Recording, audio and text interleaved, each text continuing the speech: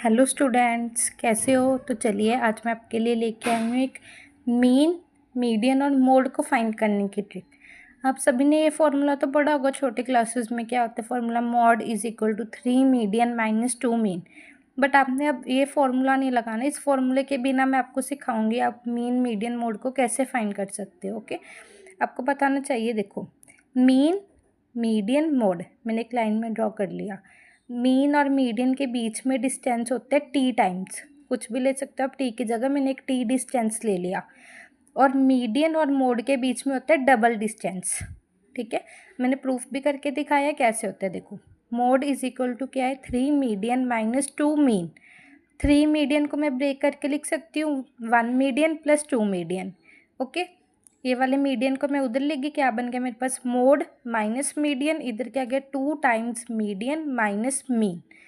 अगर मैं मीडियन और मीन के डिस्टेंस को टी डिस्टेंस पुट करूँ तो ये वाला डिस्टेंस क्या हो जाएगा? इसका 2 टाइम्स ही हो जाएगा ना। यही चीज़ मैंने इधर बताई है। इसका क्या मतलब है? मीडियन और मीन के बीच में डिस्टेंस कितने? T times. और मोड और मीन के बीच में डिस्टेंस कितने? 2 टाइम्स। अब देखते हैं इसको यूज़ करके मैं क्वेश्चन कैसे फाइंड करूँगी। मेरे पास क्वेश्चन है, if mode of a data exceeds its mean by 12। मतलब क्या दिया हुआ मेरे को? मीन और मोड दोनों के बीच में डिस्टेंस पूरा कितना दिया हुआ है मेरे को? 12। अब मैंने क्या बताना है? Mode exceeds the median, means mode exceeds the median. मैंने इनका डिस्टेंस फाइंड करना है। मेरे को ये पूरा डिस्टेंस दिया हुआ है 12। मैंने इन दोनों का डिस्टेंस फाइंड करना है। इन दोनों के बीच में डिस्टेंस कितना होगा?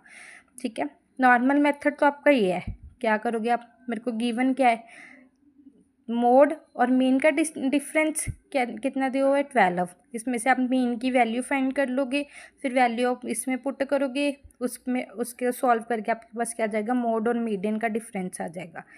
ठीक है, बट आपने ये नहीं करना, मैं आपको सिखाऊंगी आप ये वाले मेथड से इजीली कैसे कर सकते हो।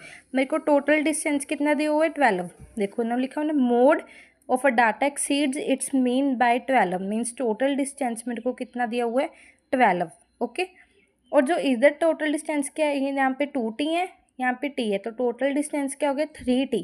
3t को आप 12 के इक्वल रख दो, मेरे पास t की वैल्यू क्या आ जाएगी? 4।